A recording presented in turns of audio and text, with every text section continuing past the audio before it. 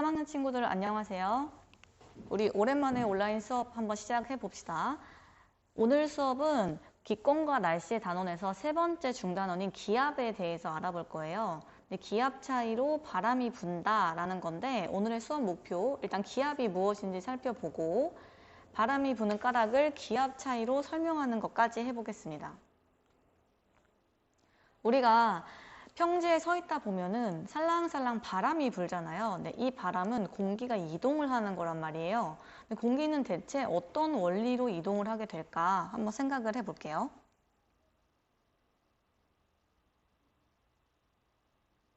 우리가 공기가 한쪽 방향으로만 일정하게 이동을 하려면 공기를 밀어주는 힘이 필요하겠죠? 그래서 이 질문에 대한 답이 오늘의 핵심 개념이 되겠습니다. 핵심 개념, 공기는 기압이 높은 곳에서 낮은 곳으로 이동한다. 그래서 이 개념 책에다가 필기를 해 놓을게요. 높은 곳에서 낮은 곳으로 이동. 자, 그럼 대체 기압이 무엇이냐? 우리 교과서 보면은 기압이 어떻게 작용할까에 공기는 질소, 산소 등 여러 가지 기체로 이루어져 있는데 이때 공기가 단위 넓이에 작용하는 힘을 우리가 기압이라고 한다. 즉 이건 사실 대기압과 같은 의미다라고 보면 돼요. 대기가 가해주는 압력을 우리가 대기압이라고 해요. 근데 가해준다는 게 어떻게 단위 넓이에 작용하냐? 공기가 어떤 면적에 충돌하면서 압력을 가하는 거야. 우리가 압력을 가한다는 건 사실 뭔가 물체를 사람이 누르거나 혹은 다른 물체가 물체를 누르거나 했을 때 접촉 면적이 있잖아요. 그럴 때는 충돌을 한다라는 의미로 보면 돼요. 그래서 예를 들어서 우리가 단위 면적이 이런 벽이 있다고 할 때 A와 B 상황을 보면 우리가 공기는 기체는 눈에 보이지 않지만 이렇게 끊임없이 움직이면서 벽면을 충돌을 하고 있을 거란 말이야. 그럼 이만큼 충돌하는 공기의 기압과 이렇게 충돌하는 B 공기의 기압이 있을 때 당연히 충돌을 많이 하는 A 공기의 기압이 B보다 훨씬 높게 되겠죠. 그래서 우리가 기압이라고 하는 것은 결국 공기가 어떤 넓이에 충돌하게 되면서 즉 기체 분자들이 충돌을 하면서 작용하는 힘을 기압이라고 한다. 그럼 기압이 대체 어느 방향으로 작용을 하는지 우리 활동을 한번 같이 해볼게요. 교과서 80쪽 해보기 함께 볼게요. 자, 기압이 작용하는 방향 확인하기인데 첫 번째로는 자로 들어 올리는 거, 두 번째는 컵에다 물을 담고 종이를 덮은 다음에 얘를 거꾸로 뒤집었을 때의 상태, 세 번째는 페트병에 뜨거운 물을 조금 넣고 뚜껑을 닫아서 얼음물에 넣었을 때 실험을 한 건데 여기 일단 밑에 실험 결과가 나와 있죠. 신문지를 펼쳐 자로 빠르게 들어 올리면 잘 올라오지 않는다. 유리컵에 물을 담고 종이를 덮은 후 거꾸로 뒤집어도 물이 쏟아지지 않는다. 자, 물이 쏟아지지 않았다는 거는 종이가 떨어지지 않고 그대로 붙어 있었다는 얘기죠. 페트병에 뜨거운 물을 조금 넣고 뚜껑을 닫아 얼음물에 넣으면 페트병이 찌그러진다. 자, 찌그러진다는 건 어떤 힘이 작용을 했다는 거예요. 이 세 가지 경우에 모두 눈에는 보이지 않지만 힘이 작용했기 때문에 나타난 현상이잖아요. 그럼 이 힘은 사실 공기가 작용하는 압력이었을 거란 말이에요. 그러면 첫 번째부터 보면 신문지가 어떻게 해서 잘 들어 올려지지 않느냐. 우리가 자를 이용을 해서 신문지를 위로 들어 올리려는 힘이 있을 때 이 힘을 방해하게 되는 힘이 생긴단 말이에요. 그게 공기가 눈에는 보이지 않지만 공기가 신문지에 이렇게 뭐 질소, 산소, 이산화탄소 이런 기체들이 신문지에 부딪히면서 자로 신문지를 들어 올리려는 힘을 방해하기 때문에 잘 올라오지 않는 거죠. 유리컵의 경우에는 이 물 자체, 물 분자는 중력에 의해서 밑으로 내려오려고 하는데 이 종이가 바깥에 있는 기체 분자들이 이렇게 종이를 밀어 올리는 효과를 보이면서 물이 쏟아지지 않게끔 하는 힘을 작용시키고 페트병의 경우에는 뜨거운 물을 넣고 뚜껑을 닫아서 얼음물에 넣으면 온도가 떨어지죠. 근데 우리 1학년 때도 배웠지만 기체의 온도가 떨어지면 기체의 부피가 감소한다 그랬어. 우리가 이거 샤를 법칙이었죠. 자, 부피가 감소한다는 건 그만큼 페트병 내부에서 기체 분자들이 움직일 수 있는 공간이 감소하는 거기 때문에 페트병 요 벽에 부딪히려는 힘이 감소하게 되겠죠. 그러니까 오히려 바깥에 있는 기체들이 페트병을 이렇게 충돌하는 횟수가 늘어나면서 페트병이 이렇게 찌그러지게 된다. 기압이 작용하는 방향을 보면 위에서 아래로, 아래에서 위로, 사방에서 이렇게 작용하는 걸 볼 수가 있겠죠. 기압이 작용하는 방향을 설명해 보자. 자, 기압은 한쪽 방향으로만 작용하는 것이 아니라 모든 방향에서 작용을 한다. 교과서에 필기합니다. 기압을 최초로 발견한 사람의 실험을 한번 따라가 볼게요. 교과서 81쪽에 토리첼리의 실험 한번 따라가 볼게요.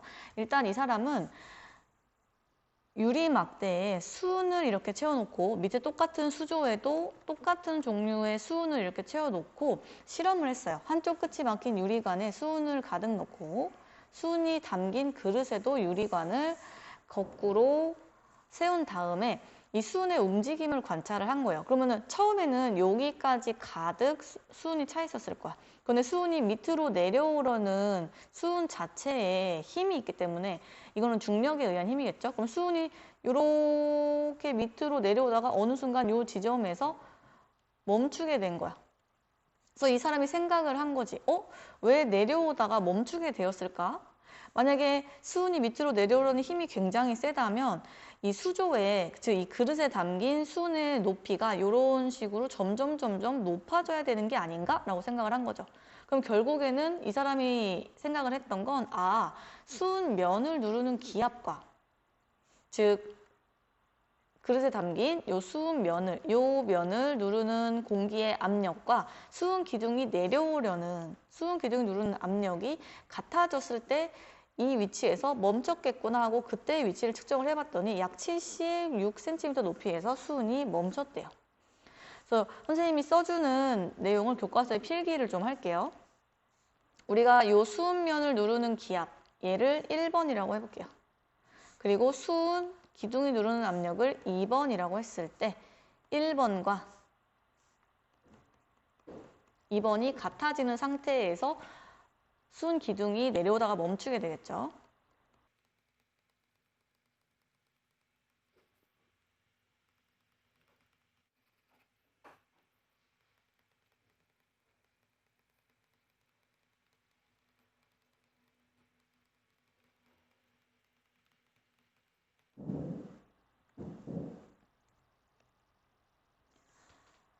그래서 첫 번째로 토리첼리가 실험을 했던 것은 일단 요 두 가지를 비교를 하는 거야. 1번, 기둥의 굵기를 다르게.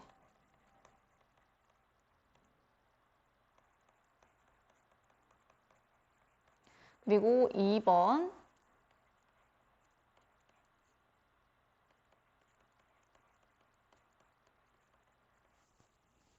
실험을 했을 때 굉장히 독특했던 것이 기둥을 굵게 하더라도 수은 기둥이 가득 차 있던 수은 기둥이 내려오다가 멈추는 높이가 기둥이 굵거나 얇거나 굵기에 상관없이 모두 76cm였고 이 수은 기둥을 기울인다 하더라도 내려오다가 멈추는 요 높이가 똑같이 76cm인 걸 발견을 한 거예요. 그래서 토리첼리가 생각을 한 거지. 눈에는 보이지 않지만 기압이 이 수조의 요 면들, 공기들이 요 면들을 누르면서 압력을 가하고 있구나. 그러면 멈춘 요 76cm가 기압이라고 표준화할 수 있지 않을까라는 걸 발견한 거예요. 그래서 요 실험의 결론은 우리가 대기압, 1기압이라고 하는 것은 76cm의 수은 기둥이 누르는 압력과 같다. 이렇게 표현을 합니다. 우리가 어쨌든 과학이라는 건 단위가 필요하잖아요. 그래서 교과서로 한번 계속 살펴볼게요. 자, 그러면 문제 1기압보다 높은 곳에서는 수은 기둥의 높이가 어떻게 될까? 일단 1기압보다 높다는 거는 대기가 아까랑 똑같이 그림을 선생님 이렇게 그려보면 수은 기둥이 있고 수조에 수은을 넣었을 때 눈에는 보이지 않지만 대기를 조성하고 있는 이런 입자들이 수은 면을 이렇게 누를 거 아니에요. 우리가 이것의 정체가 기압이라고 했죠. 근데 1기압보다 높은 곳이라고 하면 기압의 크기가 커지는 곳인 거야. 그러면 수은 기둥이 이렇게 내려오려는 요 압력은 항상 일정하단 말이에요. 왜냐하면 같은 양을 넣었기 때문에 이 압력을 1이라고 했을 때 예를 들어 기압이 1이면 내려오려는 힘과 기압이 눌러줘서 이렇게 거꾸로 올라가려는 힘이 같기 때문에 딱 76cm에서 멈출 거야. 그런데 만약에 지금 이 문제에서 물어보는 건 1기압보다 높은 곳에서 라고 하는 거잖아요. 그러면 눌러주는 힘이 이만큼 되는 거야. 순면을 눌러주는 힘이 요만큼 됐을 때, 그럼 기압을 예를 들어 2라고 해볼게요. 수은이 내려오려는 압력은 1인데 기압이 2야. 그럼 기압이 훨씬 크게 되죠. 그럼 얘가 수은면을 눌러서 거꾸로 수은 기둥으로 수은을 밀어 올리게 되기 때문에 이렇게 수은 기둥의 높이가 높아지게 되겠죠. 그래서 76cm보다 높게 될 것이다. 그럼 만약에 반대로 퀘스천 2 1기압보다 낮은 곳에 수은 기둥의 높이는 어떻게 될까? 뭐 산에 올라간다던가 다른 조건에 두었을 때 혹은 이제 공기를 감압을 시켰다던가 해서 1기압보다 낮추게 되면은 공기가 눌러주는 힘이 감소하겠죠. 눌러주는 힘이 이렇게 작아지게 되기 때문에 공기가 눌러주는 압력, 얘가 만약에 0.5가 되었다고 해볼게요. 그럼 수은 기둥이 내려오는 압력은 계속 1이야. 근데 공기가 누르는 기압이 0.5로 작아지게 되면 수은 기둥이 밑으로 수직으로 누르려는 힘이 더 커지죠. 그러면 얘가 오히려 밑으로 쭉 내려와서 수조의 수은의 높이를, 수면의 높이를 높게 하는 효과가 생겨. 그러면 수은 기둥의 입장에서는 이만큼 빠져나간 거니까 기둥의 높이가 낮아지게 되겠죠. 그래서 1기압보다 낮은 곳에서는 76cm보다 낮아지게 된다. 그래서 이 두 가지 교과서에 필기합니다. 밑에 계속 보면, 자, 우리가 기압의 단위, 우리 아까 수은 기둥으로 76cm였죠? 근데 76cm인데 수은을 사용했기 때문에 수은의 원소 기호를 뒤에다가 붙여서 cm hg라고 해서 1기압은 우리가 76cm 수은주 기둥이고, 이거를 우리가 지금은 날씨에 대해서 하고 있으니까 대기에서 학에선 어떻게 표현을 하느냐, 이거를 헥토파스칼이라고 해요. 그래서 읽을 때는, 그래서 헥토파스칼을 쓸 때는 우리가 보통 소문자로 헥토를 써주고 파스칼은 힘의 단위이거든요.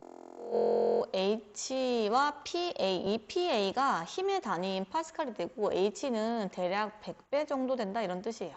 그래서 그냥 쓸 때는 항상 소문자를 먼저 써주고 대문자로 뒤에 파스칼을 붙여 써주면 된다. 그래서 대기압 1기압이라고 하는 것은 1013 헥토파스칼, 수은주 기둥으로는 76cm Hg가 되겠다. 우리가 기권에서는 대부분 이제 압력을 측정할 때 사람이 대류권에 살고 있기 때문에 대류권에서 측정을 해요. 왜냐하면 대부분의 거의 절반 이상의 공기가 대부분 대류권에 모여 있고 지표에서 고도가 높아질수록 그 양이 급격히 줄어들게 되기 때문에 우리가 기압은 위로 고도가 높아질수록 급격하게 낮아지게 돼요. 그리고 공기는 사실 눈에는 보이지 않지만 이 공기를 조성하고 있는 기체 입자들은 끊임없이 움직이면서 주변 사물과 혹은 기체 분자 자체들끼리 충돌을 하기 때문에 어디에서 측정하느냐에 따라서 시시각각 달라질 수 있다. 밑에 그래프를 보면 우리가 기압을 이렇게 X축에 놓고 높이 킬로미터를 했을 때 우리가 이쯤을 사실 지표에서 1013파스칼이어야 되기는 하는데 그래프가 이게 조금 잘못 나와 있긴 해요. 여기를 1013이라고 생각을 할게요. 헥토파스칼. 이라고 했을 때 우리가 기압의 절반 지점쯤, 한 500 지점쯤 됐을 때의 높이,